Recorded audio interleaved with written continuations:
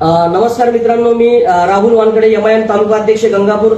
औरंगाबाद जिल्ह्यातील औरंगाबाद लोकसभेतील सर्व मराठा बांधव आणि धनगर बांधवांना एक मी हात जोडून विनंती करतो की नुकतंच संपूर्ण महाराष्ट्रभर मराठा समाजाच्या आरक्षणासाठी व धनगर समाजाच्या आरक्षणासाठी जे आंदोलन चालू होतं त्या आंदोलनासाठी महाराष्ट्रातील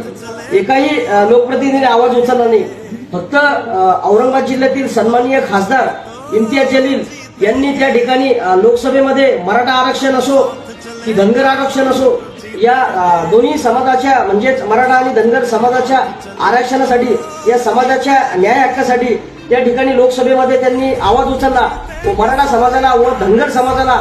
आरक्षण मिळावे अशी मागणी फक्त 48 एकूण जे लोकसभा आहेत त्यापैकी फक्त